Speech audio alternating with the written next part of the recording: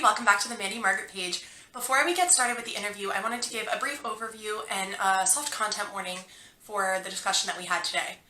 I think Ty and I would both agree that this was a challenging conversation to have, and we did have to wait until we were both at a point where we could have this conversation in an open and honest way, where we were both mentally ready to have it, and to accept our own responsibilities and to confront some of the discomfort that there was in this conversation. This was not an easy conversation to have. Not everybody is ready to share their experiences and their stories. So before we get started, I want to say a huge thank you to Ty. If you've watched this channel before, you know that every single video, every single one, I put links in the description box. I try to find resources to help further if you're somebody who's interested in furthering your knowledge, or in case I don't give enough information, that way whoever wants it, it's there for them. Today's video is no different, but I also want to be very clear that today I really encourage you to take the time to educate yourself with those links in the comments. If you're somebody that's a Black person or a person of color, however you choose to identify with your race, there are going to be resources specifically for you, for your mental health during this time. And there's also going to be resources for education, for if you don't know how to have this conversation. And if you don't have somebody in your personal life that's ready to have this conversation with you, that's no excuse for not educating yourself. So please go into those links in the description box. Some of them are about things that have happened in the past. Some give timelines of history. And I really recommend going and reading those. I learned a lot. After speaking with Ty, I really delved into some of what she was telling me. And I hope that you do the same. I hope that this can be a moment where we can all come together to be more educated, to learn more from one another, and to come together to fight for equality, to dismiss this divisive narrative that's happening right now, and to make our world a more equal place, a more just place, and a place where we can all feel safe and thrive. I hope that watching this video inspires you to have conversations with the people in your life. I do want to give a disclaimer here that obviously what we are talking about is upsetting. It's painful. Some of the links in the description box contain graphic descriptions of what happened to people.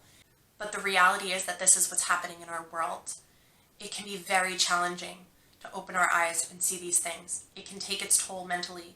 So again, as always, there's a link to the National Lifeline as well. I think Ty and I would also both agree that as hard as this conversation was, and as painful as educating ourselves can be in general about anything, that it also can be very healing.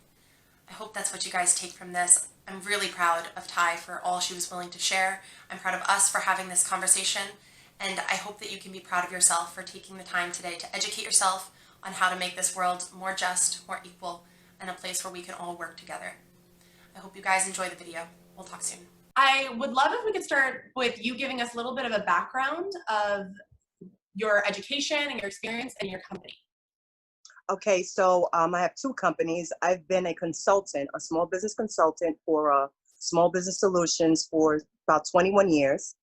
I'm the owner of that business, and I also founded E2LI, which is Empowered to Lift and Inspire. So I founded that company about 2017, and that's really an organization where we do a lot of benefits that we bring to light some of the social change, some of the social challenges that goes on in society today. And so I did a few events there. Since COVID, we haven't done anything else. But what engaged me, or what wanted me to found E2LI was when I got my degree in a doctorate in management. And one of my topics was the millennial generation and why are they not staying and retaining in businesses. And so I found out that empowerment was one of the things that keeps millennials working.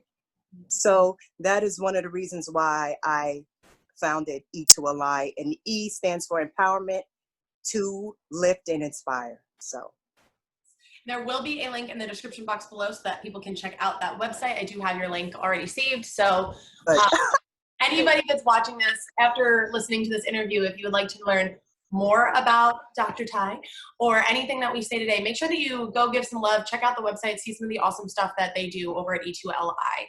So I wanted to start this interview by actually reading something that you had posted the one day, and it really got me personally thinking.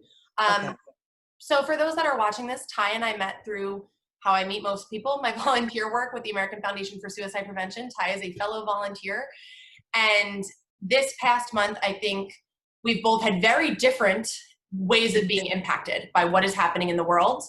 And I am recognizing that I have a lot of privilege right now, and I did not know how to navigate this. So thank you, Ty, for being willing to be a part of this and sharing your experiences, because I don't have them. I don't have the ability to touch base with those.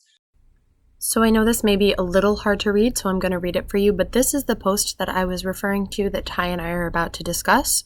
And this is a post from her personal Facebook page. That's why her image is cut off. It says, "It's a new month with a new opportunity. As I enter a new month, I'm focused on one thing, that's bringing everyone closer together. But we can't do that if we're not going to have those tough conversations to stomp out inequality and social injustice. We can't do that if we're not willing to attack violence in our inner-dash cities. The increased rate of death by COVID cases in Afro-American communities, criminal reform, mental health care disparity among African Americans, and last but not least, using the N-word in music or calling women explicative and explicative. I'm watching companies, friends, peers, and organizations during this time of social and public health unrest. I'm watching what you say and what you don't say, and I'm going to navigate accordingly." This is a really powerful post. Can you maybe let me in a little bit on how were you feeling when you were typing this post? Because I had seen you sharing a lot. Just because I'm being silent right now doesn't mean I don't have something to say. Right. When I think I was frustrated because I see everything from a holistic perspective. I don't see it just from my perspective being African American. I see it from my friends, from my stepfather. He is Irish Italian. So I'm getting all of it and I'm feeling it all, right? And so at that moment, I believe it was after, I believe it was George Floyd, of course, spun me there. I felt like I had to say something because people look to my posts to lift up everyone. Very positive posts all the time. That's who I am. Is this energetic, come on, let's get it done, optimistic.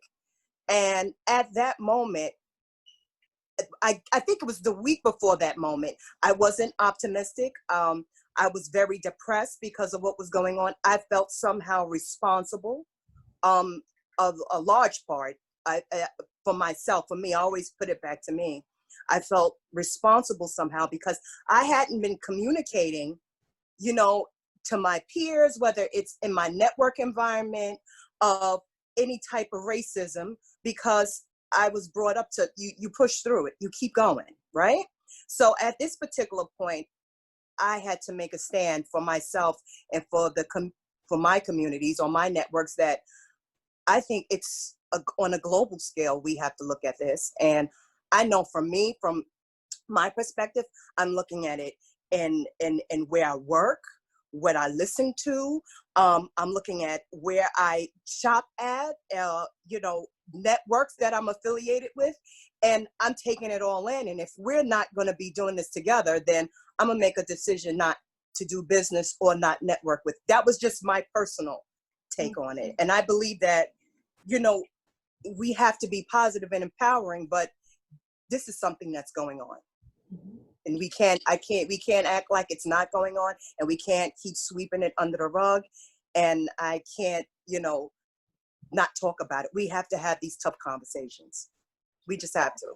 Yeah, you're absolutely right. And one of the things that I definitely relate to that feeling of where is my fault in this. And I think that's something that we should all be thinking about right now. Because the more defensive we are, the less open we are. That's how I've always felt. And you and I certainly relate on being a positive person in our regular lives when I'm not in front of a screen. We were giggling about dogs right before we started this. Right. But there is something to be said for toxic positivity. And right now, toxic positivity is dangerous if we want to ignore these issues. That is why we're getting on here and talking about it. We're about to have probably an uncomfortable conversation. We're professional peers, we're friends. It's going to be uncomfortable. And that is okay, because that means we're getting better. Absolutely. So I'm going to jump around a little bit, but the first thing that I really want to address and not to say that this is the most important one, but this is actually something that I personally have struggled a lot with, and I have handled incorrectly. So I'm curious, you bring up language in modern music. Yes, I do. That is something that I will admit that when I was in middle school, high school, I did not see how severe the N-word was. I didn't. And I used every excuse that every, whatever age I was, would use, right? Oh, well, everybody's saying it. And, oh, I'm not saying the word. I'm not saying the hard R or something like that. How do you approach that? And what are your feelings about that language? How can we shift that? How can we navigate something that's been normal? And that's funny. It's funny that you asked that, because I have also been, just like you've been searching or looking at in the past how you use that word, I've also been looking at that word and seeing how that word, number one, is a word that we use in our African American community as a term of endearment. Okay, it's a term of there. Hey, how you doing? Okay, so I want to put that aside. Can anyone else say it? Absolutely not. Okay, so it's okay if I say it to someone that looks like me, but when somebody else say it towards me, and you can't say it. It's just not. It's not. You don't even think about it. But on the same aspect, I was looking at I think it was a post also, and it was African American, and I happen to have, like I said, I have a very diverse community on, I think it's one of them social media platforms, and the African American guy was saying, well, we use the word and towards one another, so why we get upset? I mean, he was questioning it. He was questioning a lot of things, and he's like, it's in our music, and it's penetrated even in our home lives and in school. This is the word that we use towards one another, but we get mad, and he was kind of confused about it. And then immediately I said, I was like, we should have never allowed, and this is my personal perspective, we shouldn't, I feel as though, because it was my generation when it started going into music. So I can speak about this. It happened from the hip hop era, and it was after the Sugar Hill Gang, because they were doing, the regular hip hop, okay, but then it went into the anger, okay, and that was Rodney King and the police brutality, to be honest with you. This is where I picked it up. And then that word started creeping into the music, okay? And where I said I feel guilty is because I bought into the music. It sounded, and I started using it, and because it was in the music, and but they were talking about a painful period. But we weren't thinking about it like that. We were thinking about, oh my God, this is happening to us. So we could relate to it, because they were talking about what we saw in Rodney King, whether we had a brother or uncle that just had a run-in with the police. So we understood where it came from. And I think we were really thinking in a narrow margin. We thought that it was just going to be with our community and between us. But what happened is it became a machine. And then it started going out to different populations. I really honestly think that we didn't think it was going to go into everyone's communities and everybody was going to sing it. And I don't think we thought it that way. We were relating to something that was happening in our community. But now let's fast forward 20, 30 years later. It is in every single song. Not only that word, but other derogatory statements towards women. It's in the music, period. And as I'm looking at it, I'm like, oh my God, I get a song, I listen to it on the radio, I buy it, I upload it, and next thing I know, there's all types of curse. I didn't know it had a little E next to it. So I'm not looking at it, it's explicit, right? And all of these verbiage and all of these words, and I'm saying, well, if I'm constantly saying these negative words and talking this way to myself and I'm singing it, well, how do you think I'm gonna act?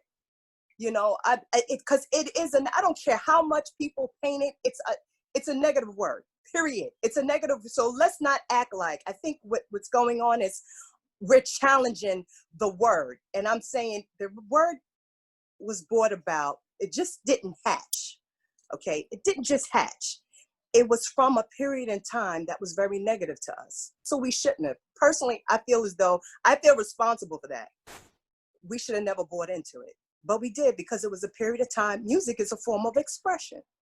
But yes, I did make that statement. I'm gonna stand by that statement. I don't think we should have it in our music. Just like I don't think we should have any other terms about women or I don't. I really don't. I don't think music is a place for it. And that's just my personal feeling, because I'm not the only one, you know. So, and it's very hard to tell someone you can't use that word, right? But it's supposed to be a known fact. And I hear that you're not supposed to say the word, but it is in the music. And I think that is a conflict. And I think that's one of the things that when I put in that statement, I'm gonna move forward. And I'm challenging the music industry. I am challenging the music industry, because I think that they shouldn't use the word, to be honest with you. And some people are gonna say, oh, yeah, this is our word. I see it on my posts because I have such a diverse platform. I see it on my posts, and I'm like, I'm tired of seeing that word. Okay, but that has nothing to do with what's kind of going on today. I think what's happening is that everybody is making changes, okay? Everybody's making changes. And I think everybody's looking at it from where I'm sitting, from where you're sitting. Where can I start? Okay, for me, the easiest was saying, okay, how am I influencing people to think that they can, step on somebody's neck for 9 minutes? Okay, maybe it's see, that's again an inward me taking responsibility for that. But racism is racism. So that fear or that anger that man had is totally different from the N-word. Totally different from the N-word. Okay, that's something that was inside that person. And I think I'm starting at the surface by words, but it's a little bit more than that. But I think it brings people in. It draws, just like if you was drawn to it, it's going to draw more people into it and say, okay, yeah, that is right. Why are we saying? Because I hear people say, well, why can we say that? And what about this? And what about that? You have to understand, this is where we live. This is America. Freedom of speech. But then you have to put in like common sense. Common sense is difficult. Common sense. But, and again, too, we want to be in an environment, right, where we can thrive, right? And that everybody is created equal and we can have these forms of expressions. Now, when we go back, when I told you where it came from a very, very dark, not a dark time, but we were going through the same thing that we kind of going through now. That's the irony of it. The irony is it started because it was, F the police, and it was like, and then it started from there. And then we never diverted from that because it became its own engine. But I think that now I'm really optimistic that we can pull away from that, but yet have those tough decisions like, why are we saying that word? Or why are we referring to our women, as everything other than beautiful women? The mothers of our children. Why are we calling them everything but that? And I think we really have to get with that and start moving in a positive vein. Now, somebody's gonna look at this and go, I don't know what she's talking about, but. And I think that brings up kind of what you're saying before about the complexity of this. And honestly, I debated asking you about this. I really debated it because I don't want to me, this is something that I've seen people use to shift a narrative and divert blame. And the thing is that, I just lost my train for a second, but the thing is that when we're talking about this, from my perspective, this isn't just about, oh, it's a word that I said, it's about the cultural belief behind it. We have to confront that culture. It's not just about this word. People who are just fighting over one word, it's about the culture behind it. The foundation of this culture that you're talking about, that it was about the pain, that it was about the things that people were facing. Why aren't we talking more about that? Yeah, and I think that's what people are missing. At that particular time, we were facing where we were seeing Amadou Diallo, he got shot 42 times. I mean, we were seeing some like harsh reality. And I think that's where we began to structure how we're going to raise our Black men. I really, truly believe it was from that era, in which that was the 80s. Okay, the 80s and I really, truly believe when we saw all of these things going on, the only thing we had was music. The only thing we could talk about our pain was music, okay? And because we knew that was safe. We found our own culture amongst the pain, Okay, and to do that, it's absolutely amazing. To take something that is going on that's so hurtful and painful and put it into music. And that's the only way we can really relate to it and get it out, was through creating. Now, did we think it was going to be this big? I don't think so. But it did. The engine took on, saw that it was money making. Again, here we go with the dollars and cents.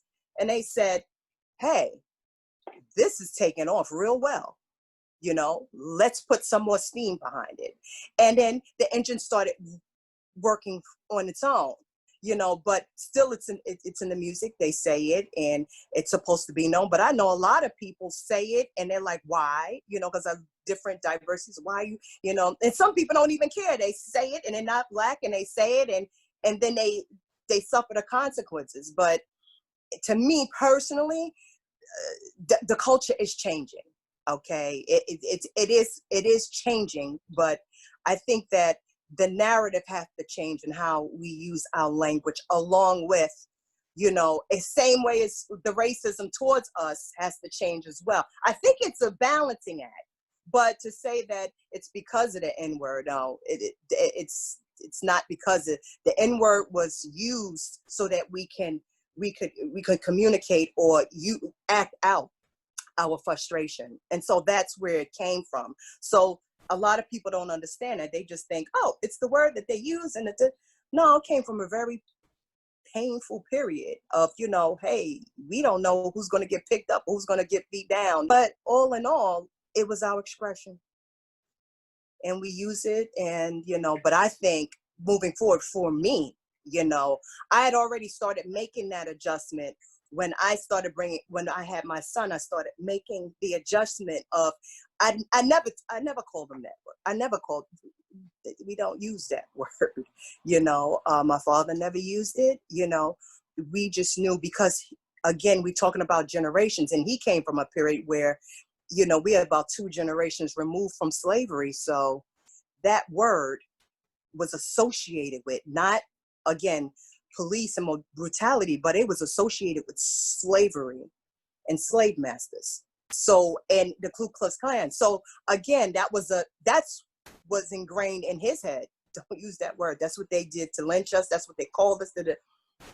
So again, you see how the generations, you know, how that N-word gets passed down generation to generation, and how you try to, and I was listening to Jay-Z once, and he said what I was trying to do with, when he says it, he said he doesn't have any emotion attached to it, because it really is just a word.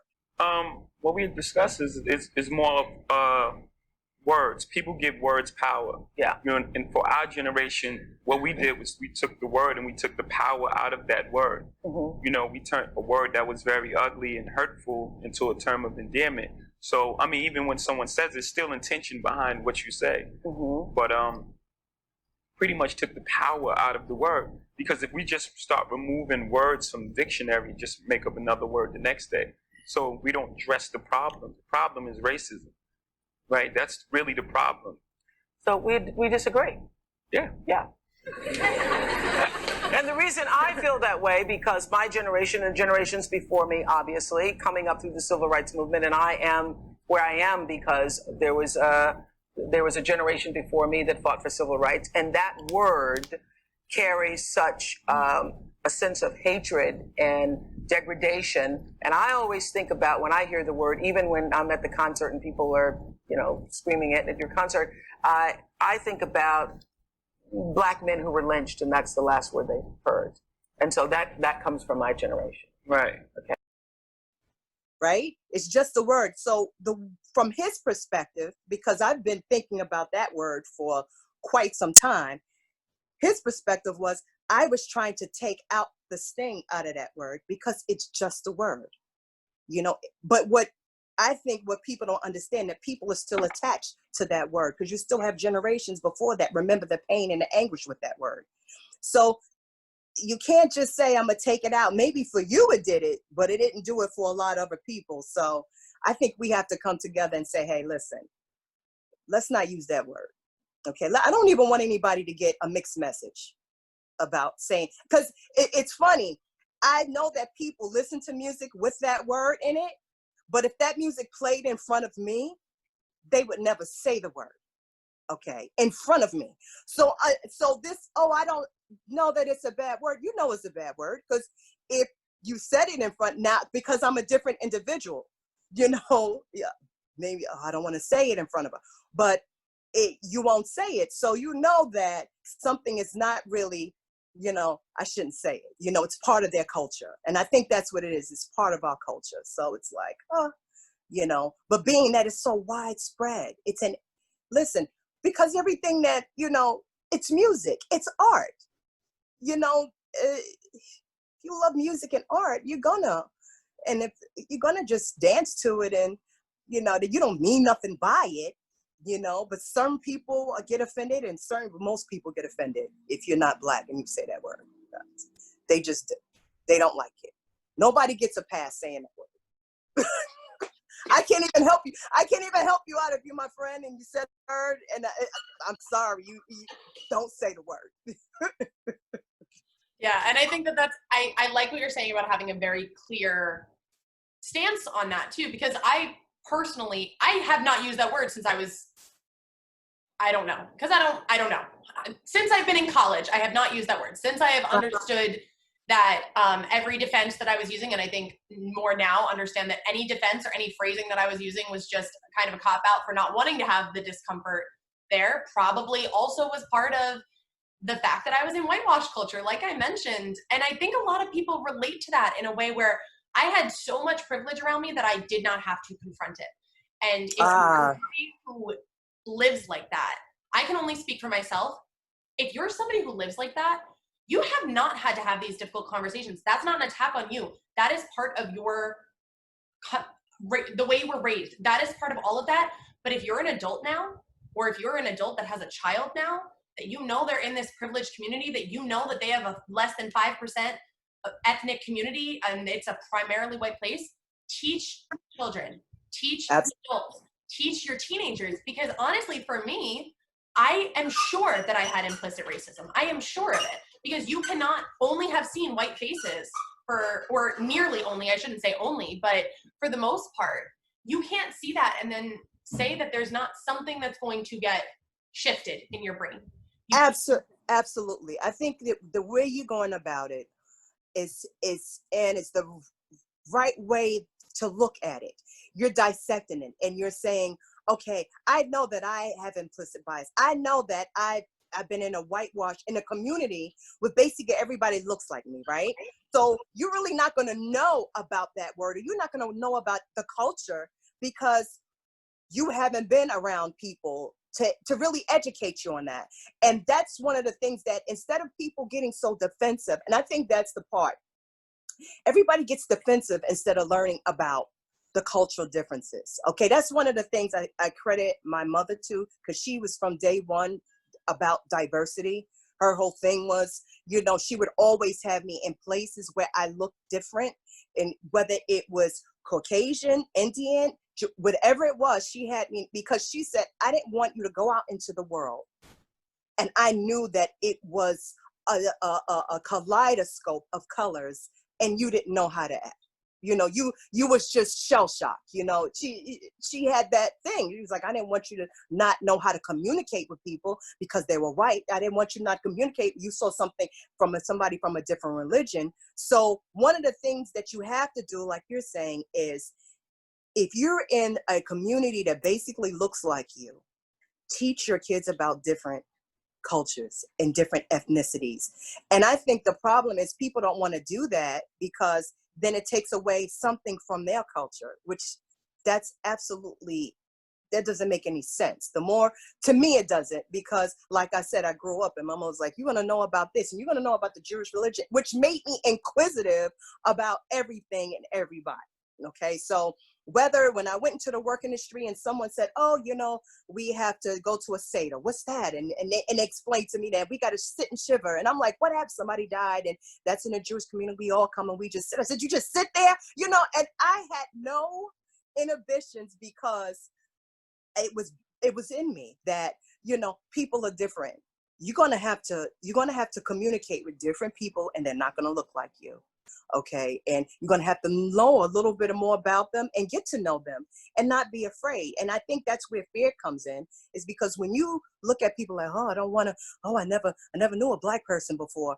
That comes off. And what happens is then the person don't want to even talk to you, you know, because it's like, wow, you know, that's how it comes off as though you're racist, but you're not. You're just uncomfortable because you've never been around a Black person. Instead of you just coming out saying, hey, you know what? I've never been around a Black person before. And just tell me a little bit about you and your background. Like, that breaks everything right there. And the person would come to you and say, I ain't never been around a white person. And that's how the dialogue starts. But I think what happens, instead of us being open and honest, well, let's not talk about this. And the biggest thing I think I got from people is when I went into areas where I like the term you use, whitewash. Well, I knew that individuals never really knew a Black person. I was probably the only Black person they knew. The only thing I would kind of force the conversation, you know, because me being Black, and they would go, oh, I don't see color. That offends me. You might as well say, then you don't, because you're supposed to see color. Okay, so you're supposed to see color. So, quote, you're supposed to, because that's what makes everybody beautiful. That's what makes you beautiful, Ann, because I like your skin tone. I like it when it goes against your hair. It's red, and my skin tone, we're supposed to see color. If we wasn't supposed to see color, we wouldn't be different colors, right? God made us different colors for a reason. He didn't make us different colors so we couldn't see each other. I don't understand that. Why people say that, Ann? Because basically your people say, Oh man, I don't want to take credit for that. Okay, so well, and this is actually I think it's one of those things where it's like, so people do not have a grasp of equality and equity. I think that's really where it comes from. So okay. If we say, like, and I'm not speaking for white people, okay, I'm human beings. I can only speak for the whitest person on the planet, which is in fact me. But because ginger problems. But what I have found is anytime that I hear somebody say, I don't see color, it is a way of negating inequality. And I think it comes from a place of wanting to say to somebody, you are a human being to me. But you can say, hey, I can look at you right now and say, Ty, you are a human being to me. You are a human being. I am a human being. That's where we meet up. But no, we don't have the same experiences. And like, we can still be human beings and look different. Just like I don't go up to somebody that's blonde and say to them, hey, do you know that I don't see your hair color. If I see somebody's hair that I'm obsessed with, I'm going to go and tell them. And that's where I've never understood it. Because I will say the only time that I've ever felt something similar, and I've acted in a similar way, is if I really love somebody's skin tone. I feel weird saying it. Like, I think I actually said it to you at one point. I was like, your skin's just so beautiful. And if I haven't said it to you, I've said it to your son many times that I'm obsessed with your skin. You know, but I think you did say it to me, and I understand that. I appreciate that because you're acknowledging that you have a nice skin tone, and which a lot of people look. I had a little kid do that, and a little cute white boy. I was getting my nails done, and he looked at me and he says, "You're so brown." He was like, "You're so," and he was like mesmerized, and you're so brown, and he almost wanted to touch my skin. Now, some people would get offended, but immediately I said to myself, see, she needs to put her kid around some Black people. Okay, that's number one. And number two, he loved the skin tone. He really was in awe of it. And I was like, that's one way. I'd rather somebody say, I love your skin tone than saying nothing, right? And then, or make a little snarky comment. They got, well,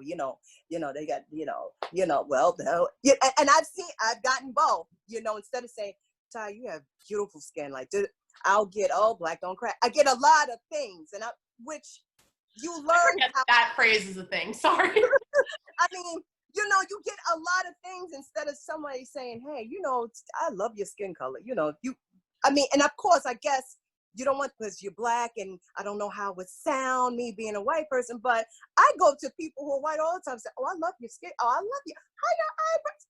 I mean, that's just me. That's me too. And I got to understand that's a personality thing. But I think that that goes again to what you're saying, whitewashed, and not being around people that look differently. So when you see someone different, If you don't know how to start a conversation, if you don't know how to say, hey, or know that it's okay, then you're like, okay, then you're something stupid, not stupid, but awkward comes out. And we know that. We like, oh, okay, thank you very much. I just think that people don't say nothing at all and they just stare at you, like this. Look right at that camera. Did that feel comfortable? Viewers at home, are you comfortable right now? No? Yeah. Okay, stop doing that then. I get that. I've gotten that, like, instead of saying like, and it's like, oh man, here we go again. Like, why are you, like, can I help you? What? Oh, no, it's just, or if you're somewhere where they're not used to having Afro-Americans at, and I frequent a lot of places, like, I don't have any inhibition, so I go anywhere, I'll go anywhere. So it's like, I've been to places and like, you can tell that they don't have too many Black people in the neighborhood because they're looking, and or they following you if you're in the store, you get a lot of that. So I think, it comes back to, again, what you're saying is being in an environment where there's not that many people and it's just you. So you just, people that look like you. So what you do is you just, as you grow up, but as you grow up though, and you start learning, because the world you start seeing it in a broader perspective, because the boundaries started widening up as you start getting 18, 19, 20. If you go to college, then you see different people, different colors.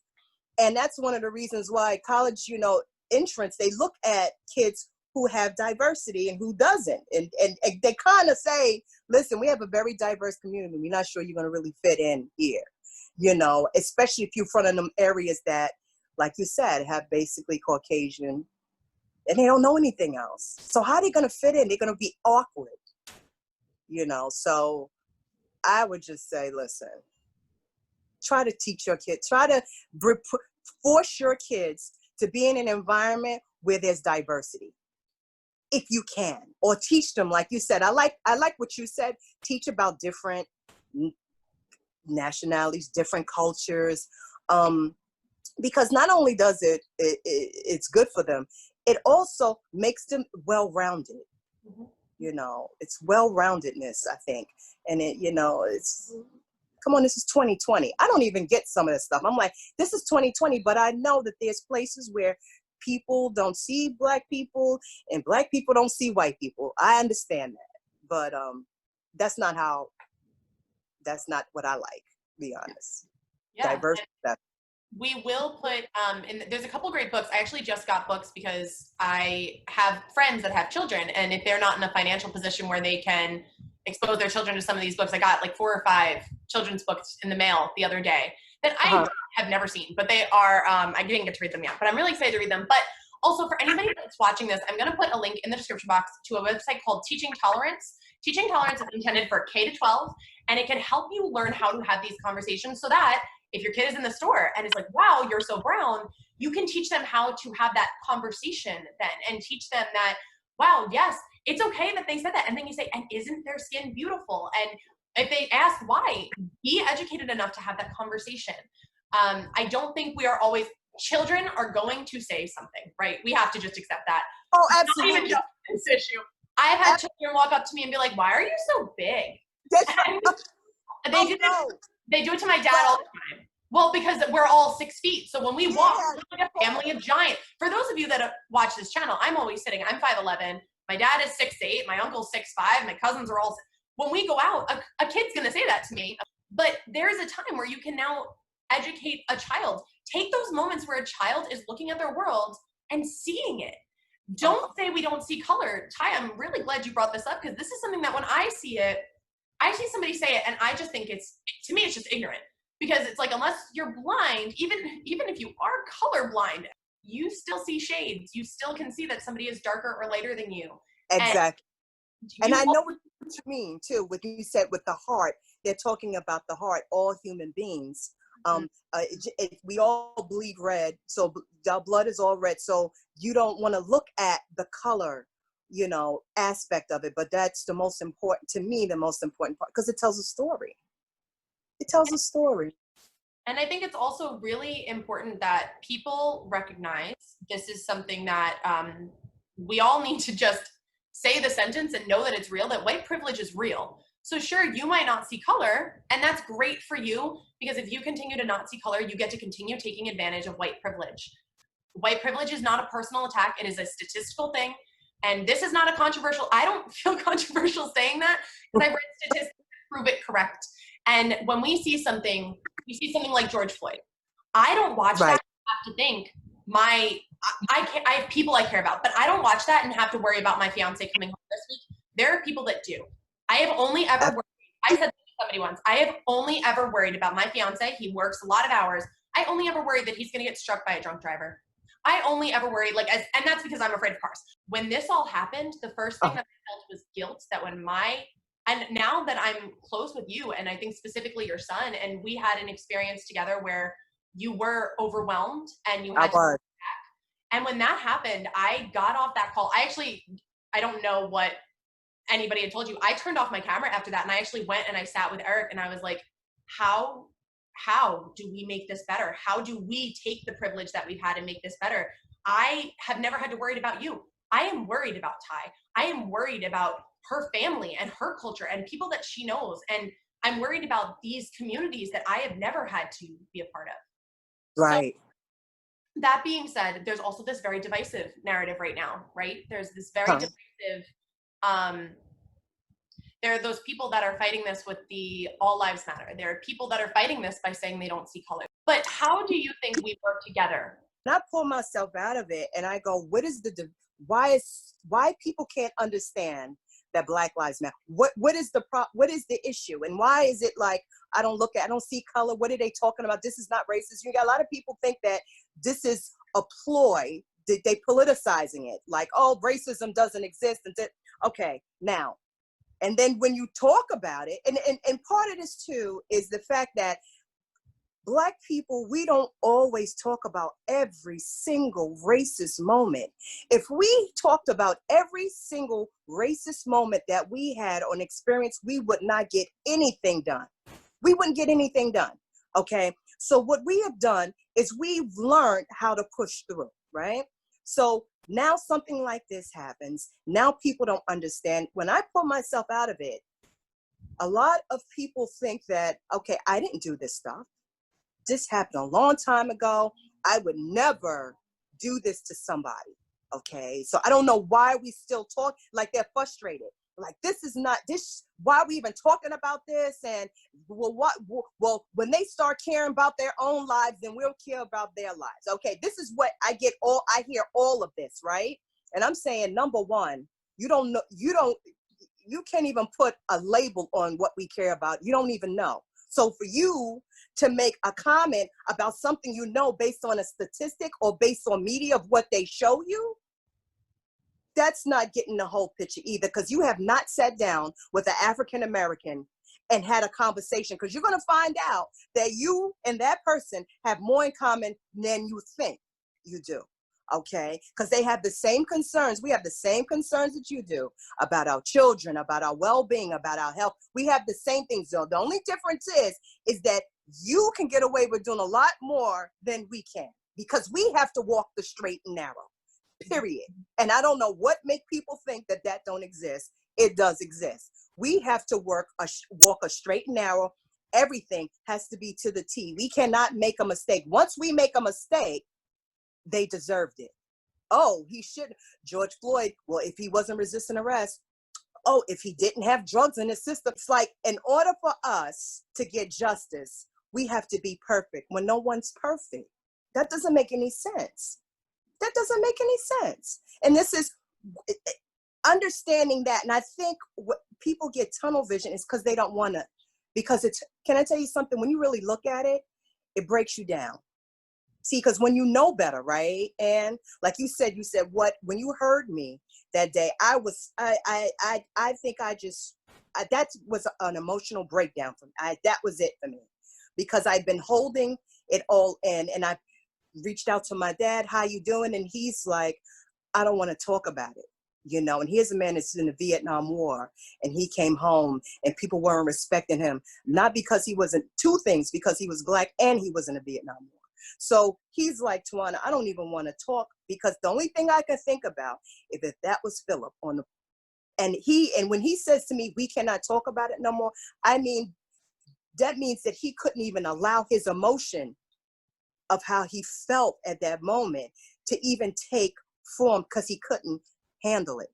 And I had to understand that as his daughter, as to understand that he can't even handle those types of things. So in our community, we don't talk about it. You know, we kind of gloss through it, but we don't talk about things. So you don't know, other communities don't know, white people don't know, you know, they're thinking, oh, they're doing, that's what they have to do. I think I saw something on social media where the young girl was kind of similar to you, but she was like 10, 11. And she was like, you know, why is this okay with you? That they live, like they have to do certain things just so they can be safe. And the mother's like, well, it's up to their parents to teach them what to say to the cops, what not to do. She was like, but why is that okay? Because in her mind, she was like, we don't have to worry about that. So why is it okay for you to think it's okay because this family is Black and this father has to teach that to his son? That's okay for them. Okay. And that's really what you have to really realize, is that it's not so much, it's a difference. Realize that there is a difference. Don't act like there's not a difference. There is a difference. And so I think that's the first step of making a change, because you know that there's a difference. So once you know better, you do better, right? And so you like, okay, let me have these conversations. Let me reach out here. Let me understand more, right? See, that's empowerment.